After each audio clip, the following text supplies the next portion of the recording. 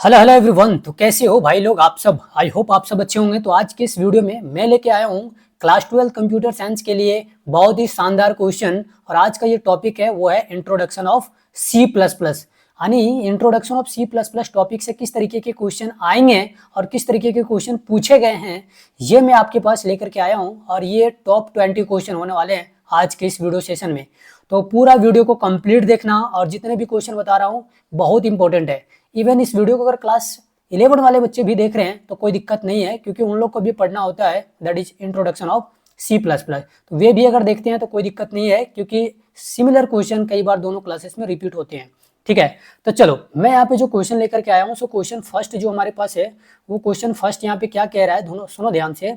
Question first हमारे पास कहता है कि C plus plus is a, उसके बाद ब्लैंक है आपके पास, स्पेस खाली है, और बोल रहा है प्रोग्रामिंग लैंग्वेज। मतलब ये किस तरह का प्रोग्रामिंग लैंग्वेज है ये आपसे पूछा है। सुनो, तो सी प्लस प्लस जो है इसे प्रोसीड्यूरल लैंग्वेज भी कहते हैं, मतलब प्रोसीड्यूरल प्रोग्रामिंग लैंग्वेज भी कहा जाता है। अब बोलोगे सर ये कब पढ़ा दिया आपने, तो अगर आपने मेरे वीडियो लेक्चर अच्छे से अटेंड किया हो तो आपको पता होगा कि ये सारी चीज़ें मैंने आप सबको पढ़ाया है कि सी प्लस प्लस जो है ये प्रोसीड्यूरल प्रोग्रामिंग लैंग्वेज होता है। और ये जो होता है ये ऑब्जेक्ट बेस्ड प्रोग्रामिंग लैंग्वेज भी होता है। क्या होता है? ऑब्जेक्ट बेस्ड प्रोग्रामिंग लैंग्वेज भी होता है। दैट मीन्स ये दोनों चीजें क्या है, सही है। So option number A and B, that is option number C will be correct answer for this question, right. चलो आगे बढ़ते हैं कि आगे क्वेश्चन हमारे पास क्या कहता है। देखो आगे हमारे पास बोल रहा है कि which feature of C plus plus support reusability.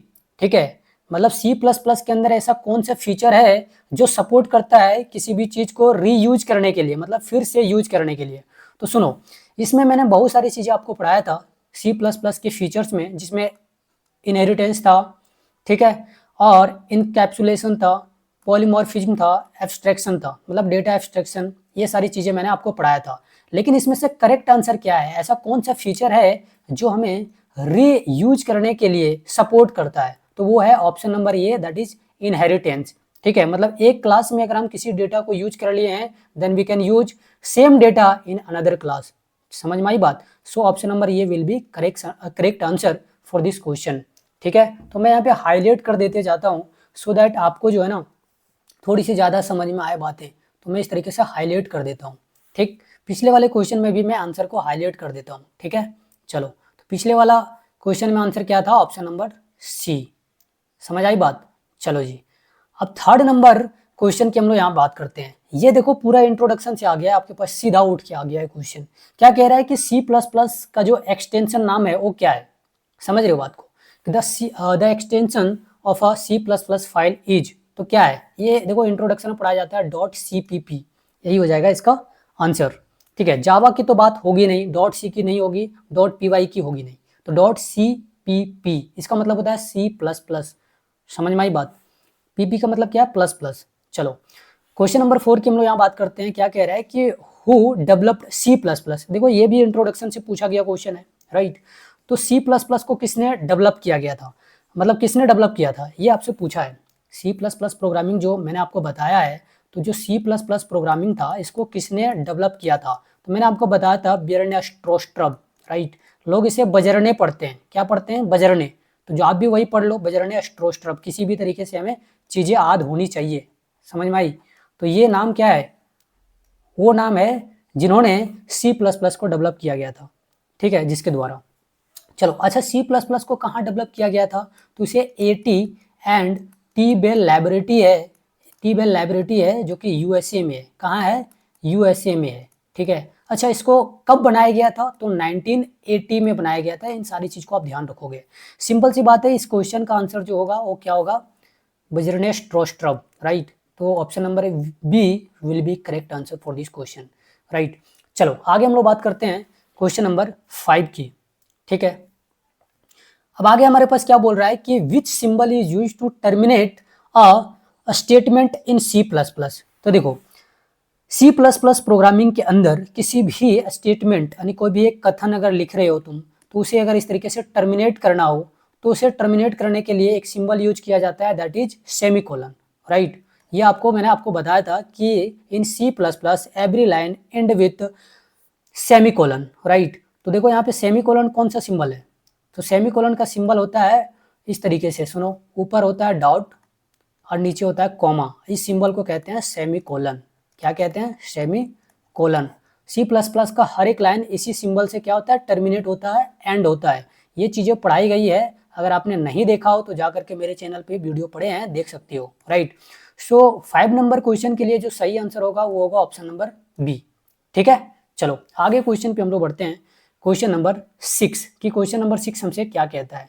क्या बोल रहा है कि which of the following is an invalid variable name in C plus plus. क्या कह रहा है क्वेश्चन, सुनो ध्यान से। कह रहा है कि which of the following is an invalid variable name in C plus plus. Invalid पूछा है, इनवैलिड, तो देखो वैल्यू तो होता है, ठीक है, वैल्यू टू भी होता है, वैल्यू भी होता है। देखो ऑप्शन ए और ऑप्शन बी डी तो सेम है, लेकिन सी थोड़ा सा डिफरेंट है, ठीक है। तो ये भी होता है, सी भी होता है, और ए और डी तो होता ही है। समझ में आई बात? तो कौन सा नहीं होता है, समझ में आई बात, कौन सा नहीं होता है? तो इसके लिए आपको जो चीज़ें पता रखना है, दिमाग में रखना है, वो है ऑप्शन नंबर बी, ये टू वैल्यू इस तरीके से नहीं होता है। समझ में आई बात? तो ऑप्शन नंबर 6 के लिए जो होगा बी नंबर सही हो जाएगा। चलो आगे क्वेश्चन की हम लोग यहाँ पे बात करेंगे। क्वेश्चन नंबर 7 क्या कह रहा है कि what is the starting point of a C plus plus programming. तो देखो जब भी मैंने आपको सी प्लस प्लस प्रोग्रामिंग पढ़ाया है तो मैंने आपको हमेशा बताया कि सी प्लस प्लस प्रोग्रामिंग जब भी स्टार्ट होगा तो ये वर्ड मेन से स्टार्ट होगा, राइट, वर्ड मेन। जहाँ पे ये मेन जो होता है ना, ये कंपलसरी फंक्शन होता है। क्या होता है? कंपलसरी फंक्शन होता है। तो इस चीज़ को आप ध्यान रखोगे, राइट। तो देखो यहाँ पे कहीं मेन अगर दिख रहा है तो उसे टिक कर दो, सिंपल, बहुत आसान से आंसर हो जाएगा इसका। तो देखो मेन कहीं दिख रहा है, दिख रहा है, तो बस यही होगा आंसर। तो option number 7, sorry, question number 7 के लिए ऑप्शन ए सही हो जाएगा। क्या? मेन। जब भी प्रोग्राम स्टार्ट होगा तो कहाँ से होगा? मेन फंक्शन से स्टार्ट होगा, because this is the compulsory function in C plus plus programming, right. चलो क्वेश्चन नंबर 8 की हम लोग यहाँ बात करते हैं। क्या कहता है कि which of the following is a user defined data types in C plus plus. समझ रहे हो? सी प्लस प्लस प्रोग्रामिंग में ऐसा कौन सा यहाँ पे डेटा है, डेटा टाइप्स है जो यूजर डिफाइन है, मतलब जिसे यूजर डिफाइन करता हो, राइट। तो यूजर डिफाइन जिसे करता है उस डेटा टाइप को यूजर डिफाइंड डेटा टाइप्स कहते हैं। जिसमें से देखो यहाँ पे ऑप्शन दिया है इंट, फ्लोट, डबल, क्लास। तो देखो एक चीज़ मैंने आपको बताया था कि जो इंट होता है, फ्लोट होता है, डबल होता है, ये सारे जो होते हैं ये कीवर्ड होते हैं। क्या होते हैं? कीवर्ड्स होते हैं, राइट। और ये जो होता है ये यूजर डिफाइन नहीं होता है, ये यूजर डिफाइन नहीं होता है। समझ में आई बात?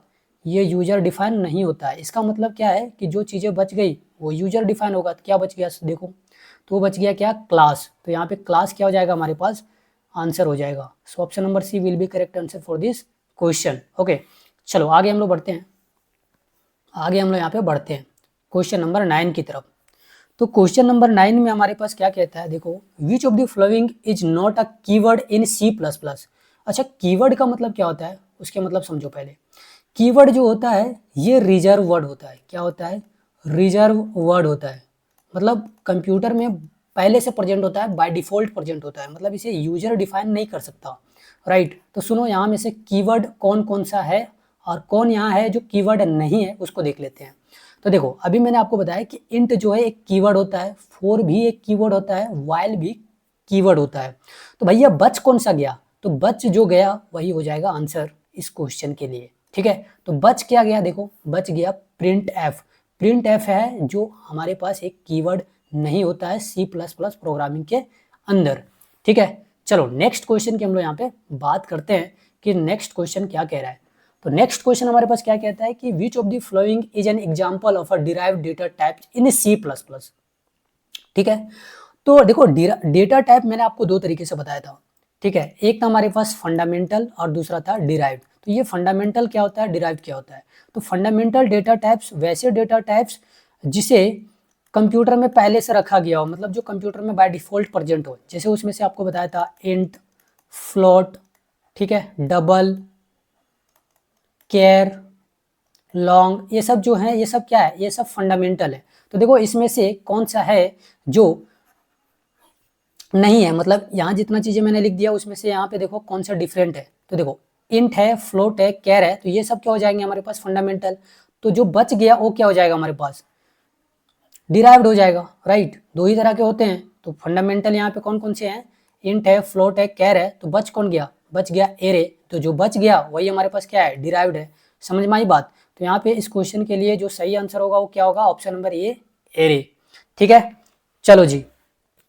तो आगे हम लोग यहाँ पे बात करते हैं क्वेश्चन नंबर 11 के लिए, कि क्वेश्चन नंबर 11 क्या कहता है और इसका सही आंसर क्या होगा। क्या कह रहा है, which operator is used for input in C++। तो देखो, मैंने आपको दो चीजें बताया था, ठीक है, मैंने आपको दो चीजें बताया था। क्या क्या बताया था, सुनो ध्यान से। जब भी डेटा को इंटर करना हो तो उसके लिए सीन लिखा जाता है।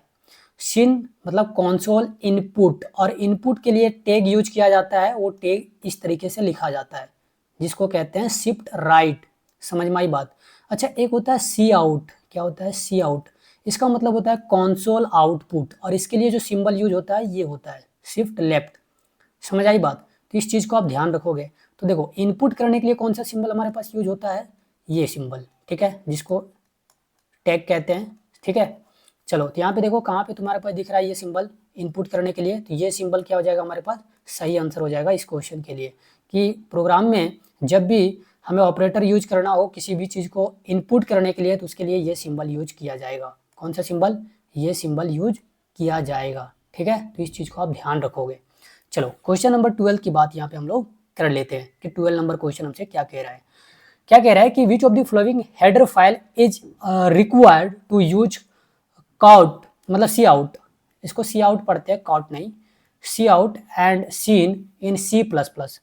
तो देखो यार, मैंने आपको बताया था iostream.h, इसके अंदर अलग अलग चीज़ें प्रेजेंट होती हैं।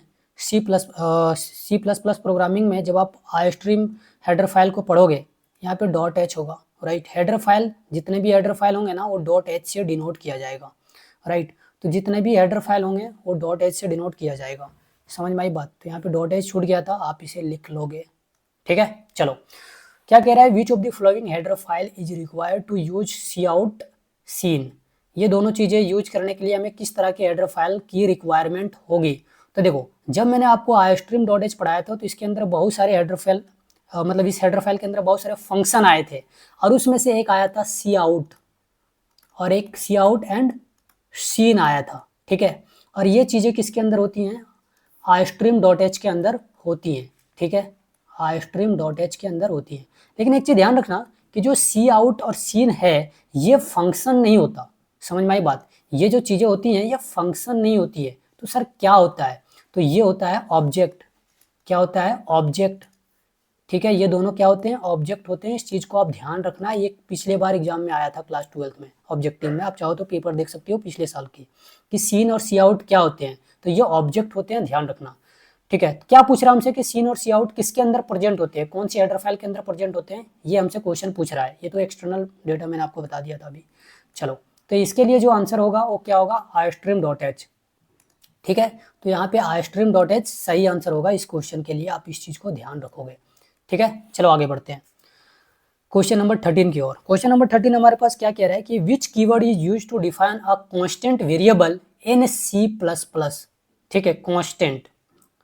ठीक है, मतलब कौन सा कीवर्ड है जिसका यूज हम लोग करते हैं क्या बोलते हैं उसको, कांस्टेंट को डिफाइन करने के लिए। तो वेरी सिंपल, इसके लिए कांस्टेंट ही यूज होता है। क्या होता है, कांस्टेंट। बहुत आसान सा क्वेश्चन का क्वेश्चन है इसका। ठीक है, तो इसके लिए कांस्टेंट क्या हो जाएगा, सही आंसर हो जाएगा।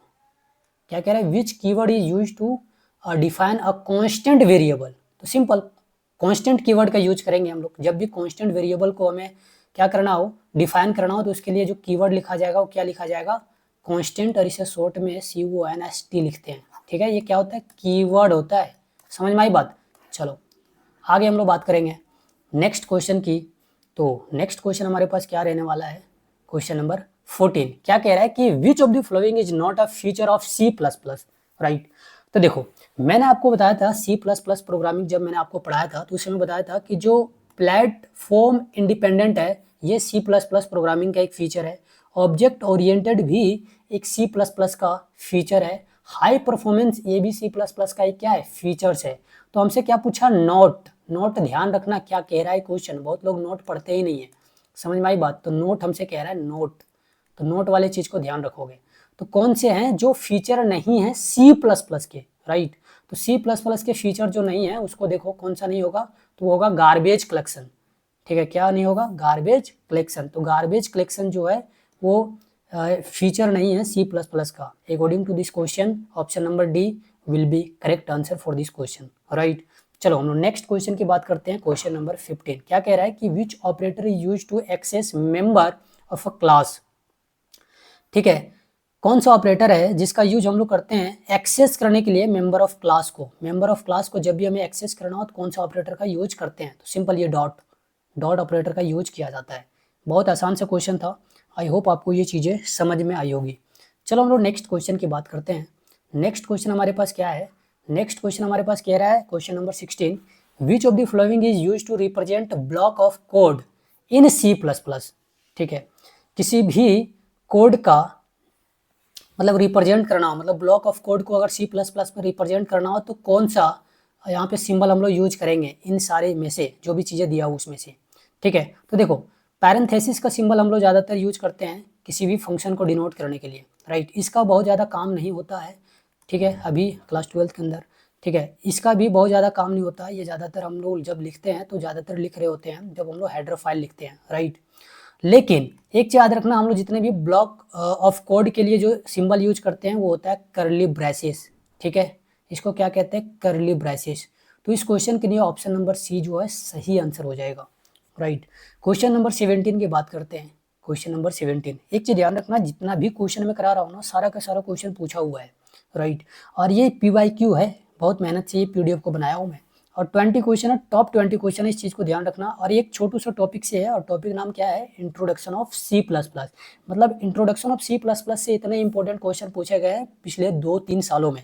ठीक है, तो आपको इस वीडियो को कंप्लीट देखना है, पूरा अच्छे से देखना है, अच्छे से देखना है, बार बार देखना है, ज़्यादा से ज़्यादा दोस्तों के पास शेयर करना है, सो दैट उनके भी नंबर अच्छे आ सके तुम्हारी वजह से। ठीक है, चलो अब क्वेश्चन नंबर 17 की बात हम लोग करते हैं। क्या कहता है, which of the following is not an access specifier in C plus plus.